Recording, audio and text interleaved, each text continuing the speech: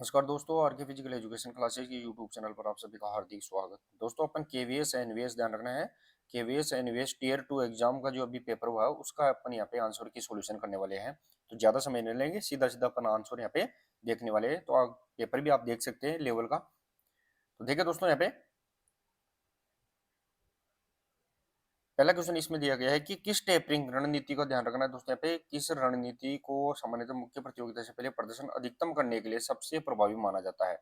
सबसे अधिक प्रतियोगिता से पहले है वो यहाँ पे प्रदर्शन है उसको अधिकतम करने के लिए सबसे प्रभावी किसे माना जाता है। तो उसके लिए है हाई वॉल्यूम और यहाँ पे लो इंटेंसिटी यहाँ पे रहने वाली है।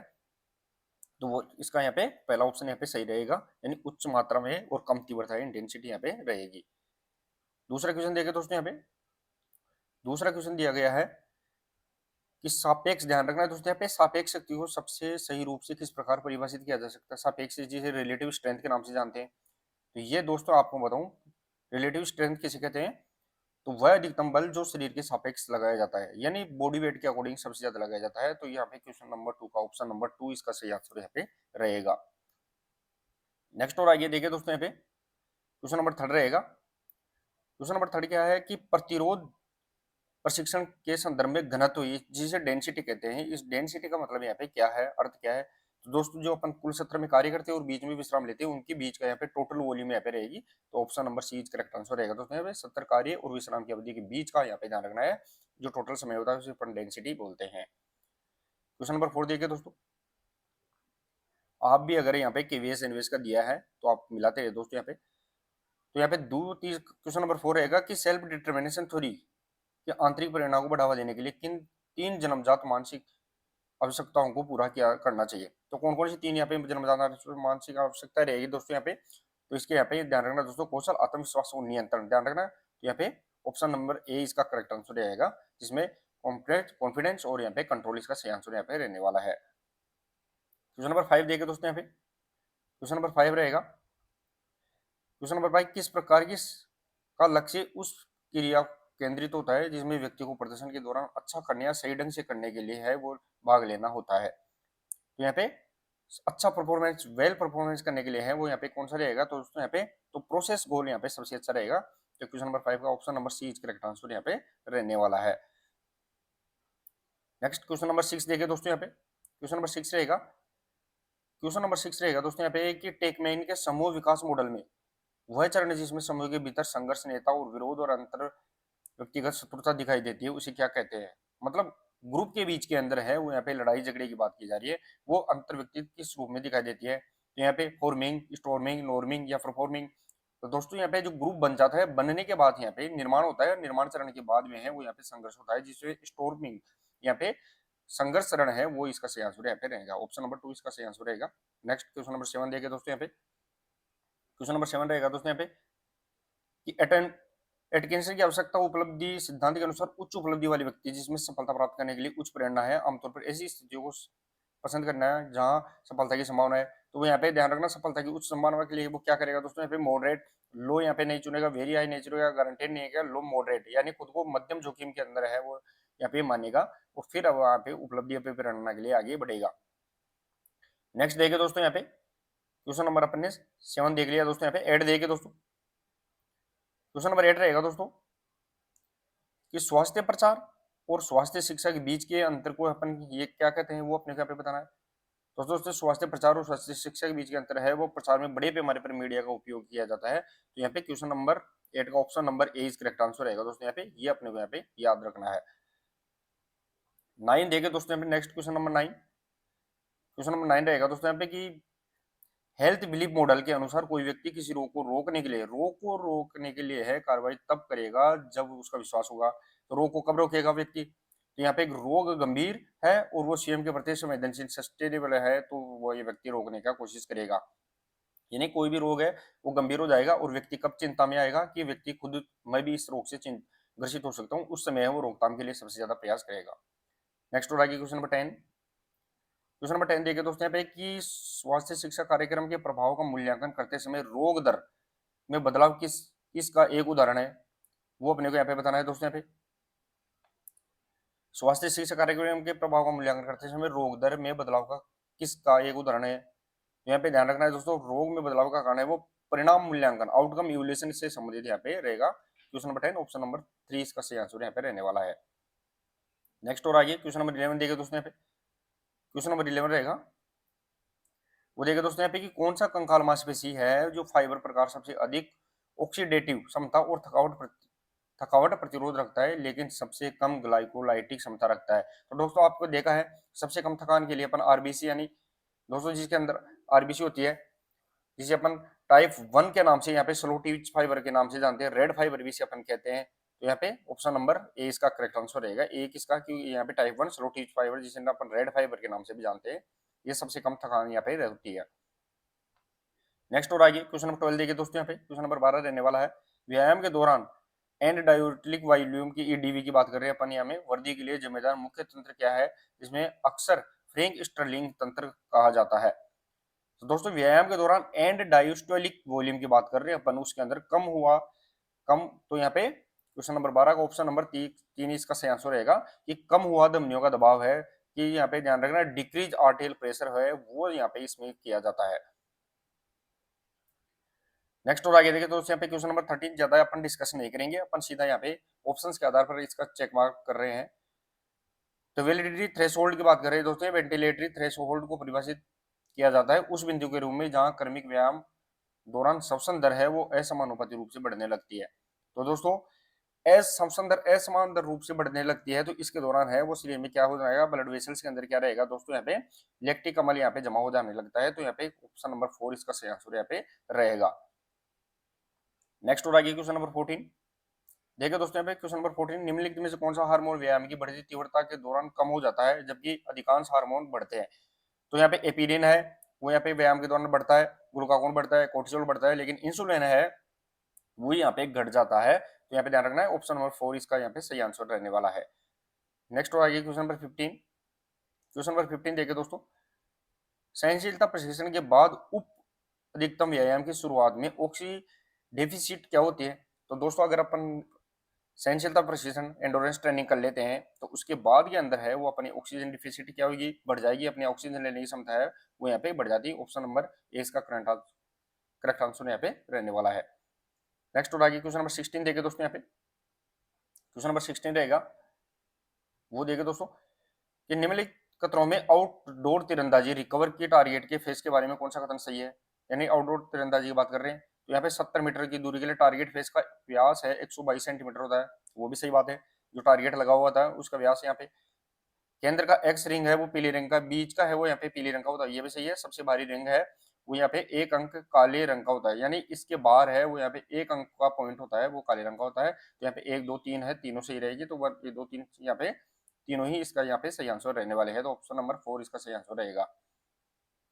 नेक्स्ट और आगे क्वेश्चन नंबर 17 देखे दोस्तों, यहाँ पे क्वेश्चन नंबर 17, क्वेश्चन नंबर 17 रहेगा दोस्तों है कि निम्नलिखित फ्रीड हॉकी दंड के बारे में कौन सा कथन सही है। फील्ड हॉकी के अंदर जो दंड है उसके बारे में, यानी उसके पेनल्टी के बारे में बात कर रहे हैं अपन। तो ग्रीन कार्ड मिलने पर 2 मिनट का निलंबन, अगर किसी खिलाड़ी को ग्रीन कार्ड मिलता है 2 मिनट का उसको सस्पेंशन मिल जाता है। येलो कार्ड के अंदर है वो कम से कम 3 मिनट का निलंबन, तो 2 मिनट तो उसको मिलना ही मिलना है ग्रीन कार्ड, तो येलो मिल गया तो 3 मिनट का कम से कम उसको सस्पेंशन मिलेगा, दोनों सही है। रेड कार्ड मिलने पर खिलाड़ी को पूरे मैच को, और ये भी पूरे खिलाड़ी को ही बाहर कर दिया जाता है। तो यहाँ पे ऑप्शन नंबर 4 इसका सही आंसर यहाँ पे रहने वाला है। नेक्स्ट और आगे देखिए दोस्तों, यहाँ पे क्वेश्चन नंबर 18, क्वेश्चन नंबर 18 रहेगा दोस्तों यहाँ पे, निम्नलिखित कथनों में से कौन सा Olympic weight lifting barbell, Olympic की जो वेट लिफ्टिंग बारबेल होती है दोस्तों यहाँ पे उसके बारे में पूछा गया, सही कथन बताना है। तो पुरुषों की 20 किलोग्राम की बारबेल और उसे पर पीला रंग निशान होता है, बिल्कुल सही बात है। महिलाओं के लिए 15 किलोग्राम की होती है और इस पर नीले रंग का, ये भी। और पुरुषों का जो बारबेल है वो 2.20 मीटर लंबा और महिलाओं का 2.0, तीनों यहाँ पे ऑप्शन सही रहने वाले हैं। तो यहाँ पे ऑप्शन नंबर 4 इसका करेक्ट आंसर यहाँ पे रहेगा। नेक्स्ट आगे क्वेश्चन नंबर 20 देखे दोस्तों, क्वेश्चन नंबर 20 रहेगा दोस्तों यहाँ पे कि निम्नलिखित कथनों में से स्विमिंग लेन रोप्स के बारे में कौन सा कथन सही है। रोप्स यानी की बात कर रहे हैं अपन, लेन की बात कर रहे हैं दोस्तों यहाँ पे। तो लेन देखे दोस्तों यहाँ पे लेन 1 और 8 है वो हरी होती है, ये गलत है दोस्तों। यहाँ पे 1 और 8 है वो हरी नहीं होती है, लेन है 2 3 6 और 7 नीली होती है, बिल्कुल सही है। और लेन नंबर 4 और 5 है केंद्रीय लेन पीली होती है। तो यहाँ पे 2 और 3 सही है, तो यहाँ पे 2 और 3 ऑप्शन नंबर 3 है वो इसका सही आंसर यहाँ पे रहने वाला है। नेक्स्ट और आगे क्वेश्चन नंबर 20 देखिए दोस्तों, यहाँ पे क्वेश्चन नंबर 20 रहेगा, निम्नलिखित कथनों में से कुश्ती में विक्ट्री बॉय ग्रेट सुपीरियरिटी तकनीकी फॉल में कौन सा कथन यहाँ पे सही है, वो अपने को यहाँ पे बताना है। तो ग्रीको रोमन के अंदर है दोस्तों 8 अंकों के अंतर से विक्ट्री खिलाड़ी को यहाँ पे घोषित किया जाता है, बिल्कुल सही है। और फ्री स्टाइल में 10 अंकों के अंतर से घोषित किया जाता है, दोनों ही यहाँ पे सही रहने वाले। ऑप्शन नंबर 3 इसका सही आंसर यहाँ पे रहेगा। नेक्स्ट और आगे देखिए दोस्तों यहाँ पे क्वेश्चन नंबर 21 में रहेगा दोस्तों यहाँ पे कि स्वास्थ्यकर जीवन के लिए यानी हेल्थी जीवन की बात करें, हेल्थी लिविंग की बात करें, उसके संदर्भ में आवासीय क्षेत्र में रेजिडेंशियल क्षेत्र की बात करें, उसमें सुरक्षित ध्वनि डेसिबल कितना रहेगा। तो दोस्तों 90 डेसिबल है वो यहाँ पे बहुत ही लाउडली होता है।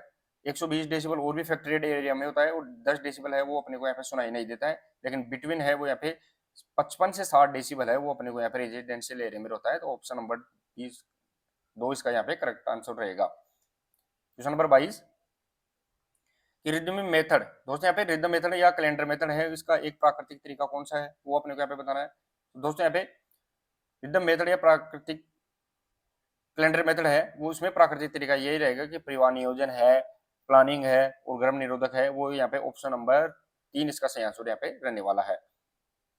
नेक्स्ट और आगे क्वेश्चन नंबर 23 देगा दोस्तों यहाँ पे निम्नलिखित में कौन सा रोग हाइपोकाइनेटिक में वे रोग आते हैं दोस्तों जो ज्यादातर हृदय से संबंधित होते हैं। तो यहाँ पे क्षय रोग, हैजा, मलेरिया, तो यहाँ पे कोरोनरी जो हार्ट से रिलेटेड डिजीज है वो इसके अंदर यहाँ पे ऑप्शन नंबर 2 इसका सही आंसर रहेगा। क्वेश्चन नंबर 24 देगा दोस्तों यहाँ पे क्वेश्चन नंबर 24 डिस्मेनोरिया का अर्थ क्या होता है। दोस्तों यहाँ पे डिस्मेनोरिया की बात कर रहे हैं, उसका अर्थ क्या रहेगा। तो दर्द युक्त मासिक धर्म है दोस्तों, यहाँ पे पेनफुल मेन्स्ट्रुअल होता है वो यहाँ पे इसका सही आंसर यहाँ पे रहने वाला है।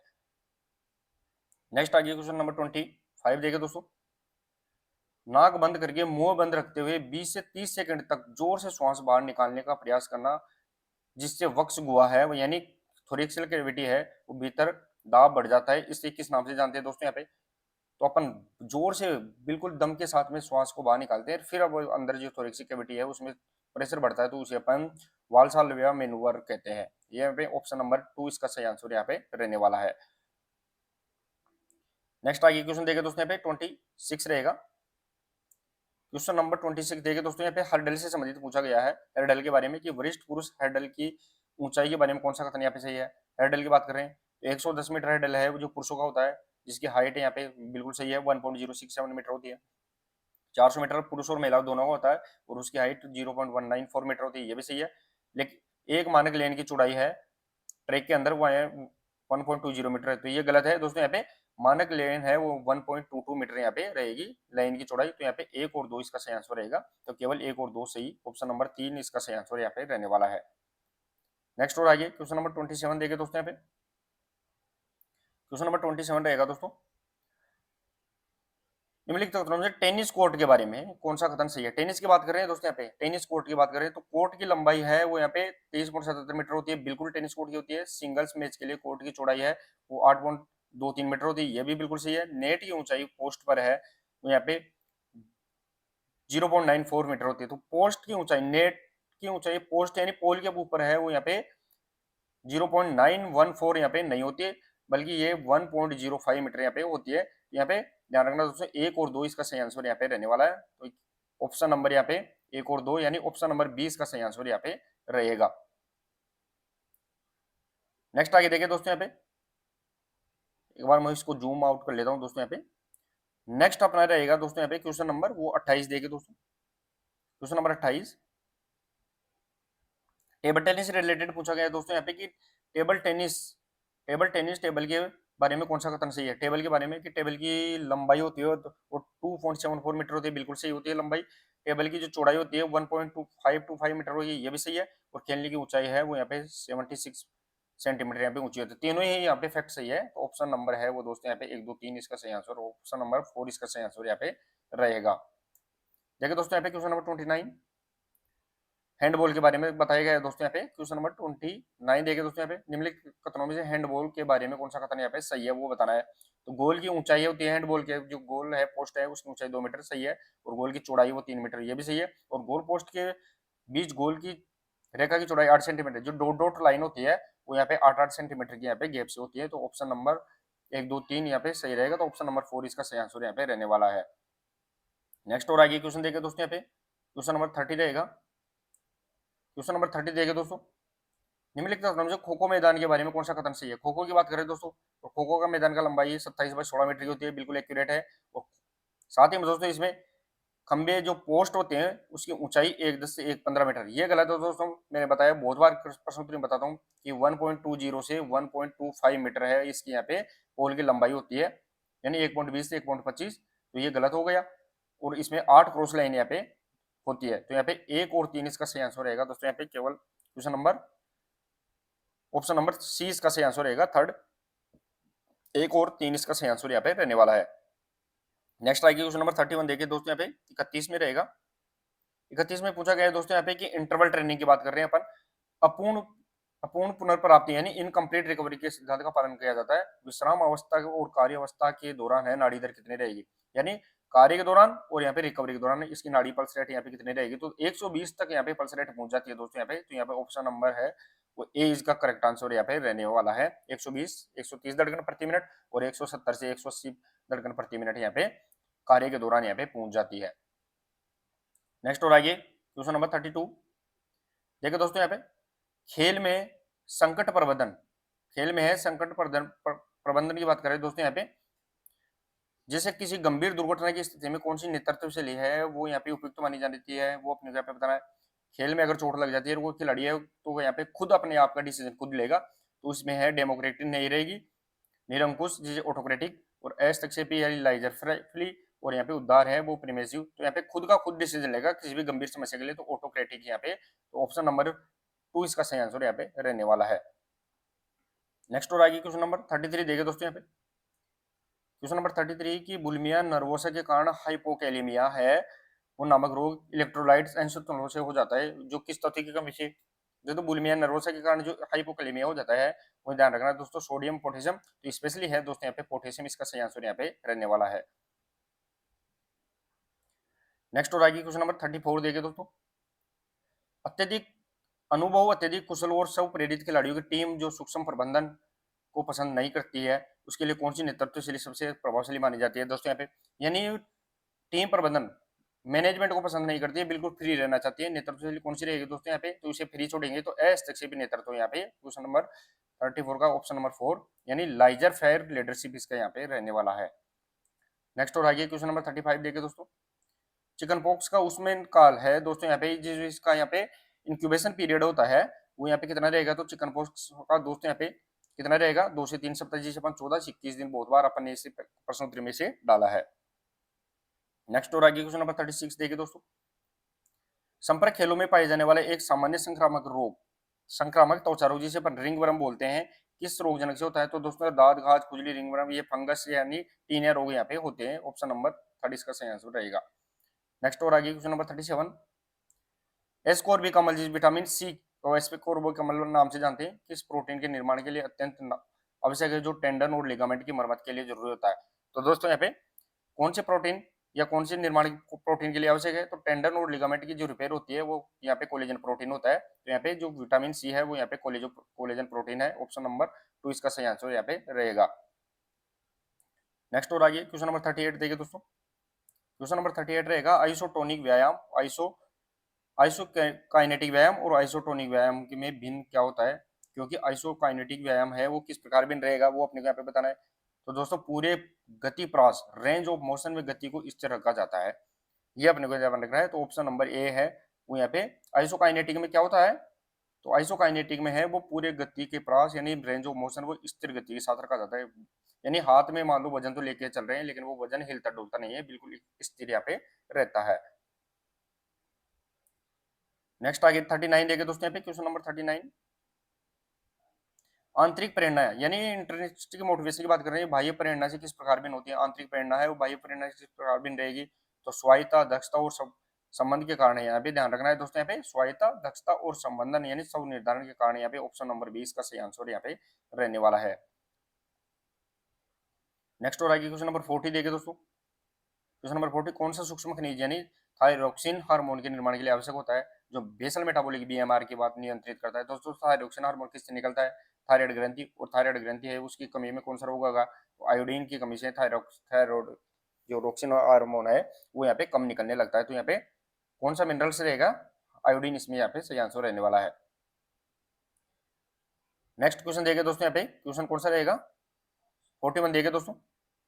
नेक्स्ट क्वेश्चन नंबर 41, निम्नलिखित में कौन सी स्थिति संक्रामक रोग होने के लिए एक आवश्यक शर्त मानी जाती है, यानी संक्रामक रोग होने के लिए क्या क्या चाहिए, तो कारक, पोषक, अतिशय और पर्यावरण। ऑप्शन नंबर ए इसका करेक्ट आंसर यहाँ पे रहेगा।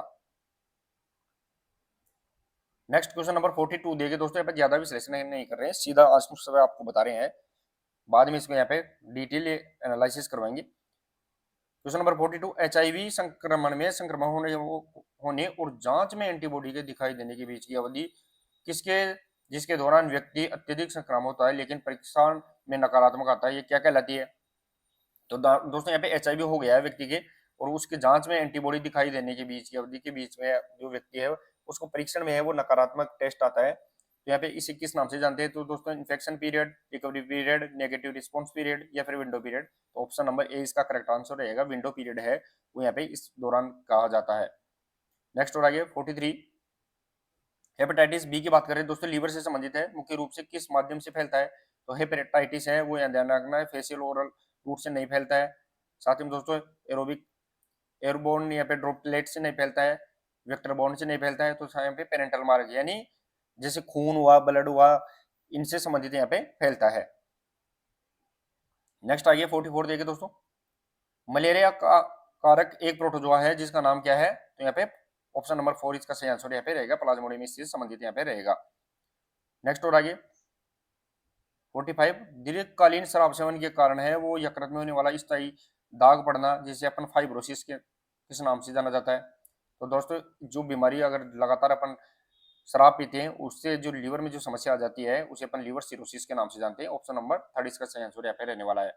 नेक्स्ट और आगे क्वेश्चन नंबर 46 देखिए दोस्तों, क्वेश्चन नंबर 46 रहेगा, बेसल मेटाबॉलिक रेट बीएमआर के नाम से जानते हैं दोस्तों, इसे बेसल मेटाबॉलिक रेट की गणना के लिए निम्नलिखित में से कौन सा समीकरण व्यापक रूप से उपयोग किया जाता है, तो यहाँ पे न्यूटन का समीकरण, कार्बोनेट समीकरण, कूपर समीकरण, हेरिस बेनेडिक्ट और समीकरण।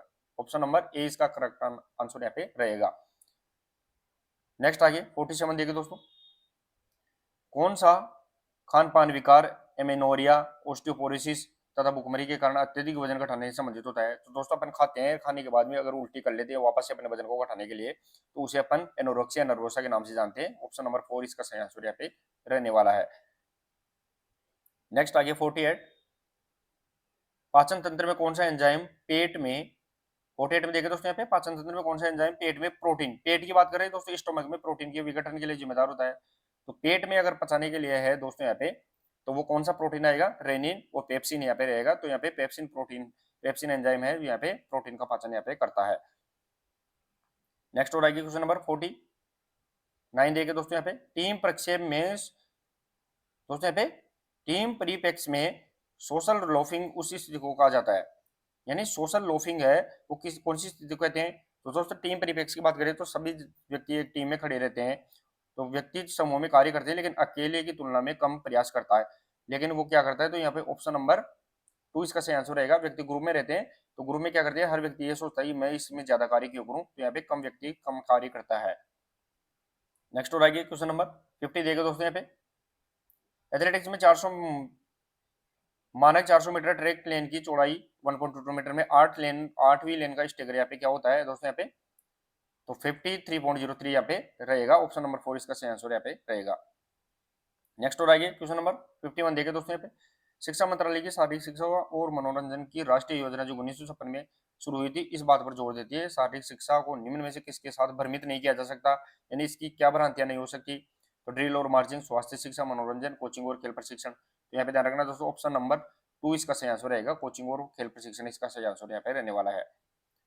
नेक्स्ट और आगे क्वेश्चन नंबर 52, वेलनेस का कौन सा आयाम मानसिक बीमारी की अनुपस्थिति की वजह से अपनी भावनाओं को समझाने के स्वीकार करने और तनाव को प्रभावी ढंग से प्रबंधित करने की क्षमता से संबंधित है, तो यहाँ पे भावनाओं से इमोशनल की बात करें इमोशनल वेलनेस से रहेगा, तो यहाँ पे ऑप्शन नंबर 2 इमोशनल वेलनेस भावनात्मक वेलनेस यहाँ पे रहने वाला है। नेक्स्ट आइए 53 देखे दोस्तों, यहाँ पे वार्मिंग अप के शारीरिक आधार में मांसपेशियों की दक्षता में वृद्धि का प्राथमिक कारण क्या होता है, वार्मिंग अप के दौरान दोस्तों यहाँ पे तो जो अपनी ब्लड वेसल्स होती है उनमें दोस्तों यहाँ पे मांसपेशियों कि कोशिकाओं में तरल पदार्थों का चिपचिपा प्रतिरोध कम होता है। दोस्तों यहाँ पे ऑप्शन नंबर ए इसका सही आंसर यहाँ पे रहने वाला है। नेक्स्ट और आइए क्वेश्चन नंबर 54 देखिए दोस्तों। लिम्ब्रिक डाउन यानी कूल डाउन की बात कर रहे हैं अपन, मुख्य रूप से किस प्रक्रिया द्वारा लैक्टिक एसिड जैसे चयापचय अपशिष्ट पदार्थों को हटाने में मदद करता है। तो दोस्तों इसी यकृत में वापस ग्लूकोज ग्लाइकोलाइसिस से वापस भंडार करके परिवर्तित करता है, जिसे अपन कोरी चक्कर के नाम से भी जानते हैं। तो यहाँ पे ऑप्शन नंबर ए इसका सही आंसर यहाँ पे रहने वाला है। नेक्स्ट क्वेश्चन नंबर 55, कौन सा विशिष्ट विटामिन त्वचा में सूर्य के प्रकाश की विटामिन डी होता है ज्यादातर। दोस्तों यहाँ पे संपर्क आने पर संश्लेषित होता है और आंत में कैल्शियम के अवशोषण के लिए अत्यंत आवश्यक है। तो यहाँ पे विटामिन डी रहेगा और विटामिन डी को अपन किस नाम से, कैल्शिफेरॉल के नाम से जानते हैं। ऑप्शन नंबर 3 इसका सही आंसर यहाँ पे रहने वाला है। नेक्स्ट और आगे क्वेश्चन नंबर 56 देखिए दोस्तों। बैडमिंटन के संबंध में निम्न कथनों का कौन सा कथन सही है। बैडमिंटन की बात कर रहे हैं तो डबल्स के लिए कोर्ट की चौड़ाई होती है 20 फीट होती है, बिल्कुल सही है। बैडमिंटन के लिए कोर्ट की रेखाओं की चौड़ाई 50 मिमी होती है, तो ये गलत है दोस्तों। यहाँ पे कोर्ट की चौड़ाई है और रेखाओं की 50 mm नहीं होती है। और कोर्ट के केंद्र में नेट की ऊंचाई है वो 1.55 मीटर होती है, ये भी गलत है। केंद्र से सेंटर के में है वो यहाँ पे 1.52 होती है। यहाँ पे ऑप्शन ए इसका सही रहेगा, तो केवल एक सही है। तो यहाँ पे ऑप्शन नंबर 4 इसका सही आंसर यहाँ पे रहने वाला है। नेक्स्ट और आगे क्वेश्चन नंबर 57 देखिए दोस्तों। क्वेश्चन नंबर 57 रहेगा, फुटबॉल मानक फुटबॉल गोल पोस्ट के संबंध में निम्नलिखित कथनों में से कौन सा कथन सही है। गोल पोस्ट की बात कर रहे हैं फुटबॉल के अंदर, तो गोल पोस्ट के बीच की दूरी होती है, चौड़ाई होती है दोस्तों यहाँ पे वो 7.32 मीटर, बिल्कुल सही है। क्रॉस बार के निचले किनारे से जमीन तक की दूरी वो भी बिल्कुल सही है, 2.44 मीटर रहेगी। गोल पोस्ट की और क्रॉस बार की चौड़ाई और गहराई समान होनी चाहिए, जो 20 सेंटीमीटर से अधिक नहीं होनी चाहिए, बिल्कुल सही है दोस्तों। यहाँ पे 1 2 3 इसका सही आंसर, यहाँ पे ऑप्शन नंबर 4 इसका सही आंसर रहेगा। नेक्स्ट और आगे क्वेश्चन नंबर 58 देखिए दोस्तों। निम्नलिखित कथनों में से बास्केटबॉल रिंग की बात कर रहे हैं दोस्तों, यहाँ पे उसका कथन कौन सा कथन सही है। तो रिंग का ऊपरी फर्श भाग फर्श से 3.05 जो रिंग होती है उस जमीन से कितनी दूरी ऊंचाई पर रहते रहे, यहाँ पे 3.05 मीटर रहेगी, बिल्कुल सही है। रिंग का जो अंदरूनी व्यास होता है, रिंग का अंदर का व्यास वो 450 से 459 mm होता है, वो भी बिल्कुल सही है। रिंग सीधे कांच के बैकबोर्ड से बिना किसी दूरी के जुड़ी हुई होती है। तो रिंग होती है दोस्तों यहाँ पे वो बैकबोर्ड से 15 सेंटीमीटर का यहाँ पे क्या लगा हुआ होता है, एक सपोर्टर लगा होता है, उससे यहाँ पे रिंग जुड़ी हुई होती है। तो यहाँ पे तीसरा ऑप्शन गलत हो गया है, तो 1 और 2 इसका सही आंसर रहेगा। तो ऑप्शन नंबर 1 इसका सही आंसर यहाँ पे रहने वाला है। नेक्स्ट और आगे देखिए दोस्तों यहाँ पे क्वेश्चन नंबर 59। क्वेश्चन नंबर 59 देखिए दोस्तों यहाँ पे। निम्नलिखित कथनों में से वॉलीबॉल नेट के बारे में कौन सा कथन सही है। वॉलीबॉल नेट की बात कर रहे हैं तो पुरुषों के लिए नेट 2.43 मीटर होता है, बिल्कुल सही है। महिलाओं के लिए है वो 2.24 होता है, वो भी बिल्कुल सही है। और नेट की चौड़ाई 1.5 मीटर होती है, ये गलत है दोस्तों। यहाँ पे नेट की चौड़ाई होती है वो यहाँ पे 1 मीटर होती है, ये अपने यहाँ पे ध्यान रखना है। तो यहाँ पे 1 और 2 इसका सही आंसर रहेगा, तो केवल 1 और 2 है वो ऑप्शन नंबर 2 इसका सही आंसर यहाँ पे रहने वाला है। नेक्स्ट आगे क्वेश्चन नंबर 60 देखे दोस्तों यहाँ पे। क्वेश्चन नंबर 60, निम्नलिखित कथनों से फील्ड हॉकी के गोल पोस्ट की बात कर रहे हैं अपन दोस्तों यहाँ पे। फील्ड हॉकी के गोल पोस्ट के बारे में कथनों में कौन सा कथन सही है वो आप बताना है। तो फील्ड हॉकी के अंदर जो बैकबोर्ड की ऊंचाई होती है वो 460 mm होती है, बिल्कुल सही है दोस्तों। यहाँ पे बैकबोर्ड की जो लंबाई होती है वो 3.6 मीटर होती है, ये भी सही है बिल्कुल। और यहाँ पे जो गोल पोस्ट का रंग होता है वो व्हाइट कलर का यहाँ पे होता है, तो 1 2 3 यहाँ पे कंप्लीट यहाँ पे सही रहने वाले हैं। तो चलिए दोस्तों ये 60 क्वेश्चन थे जो अपन ने यहाँ पे एमसीक्यूज के तौर पर लिए थे। तो कितना स्कोर आप कर पाए हैं वो जरूर बताइए। मिलते हैं दोस्तों नेक्स्ट क्लास में, तब तक के लिए धन्यवाद, थैंक यू सो मच।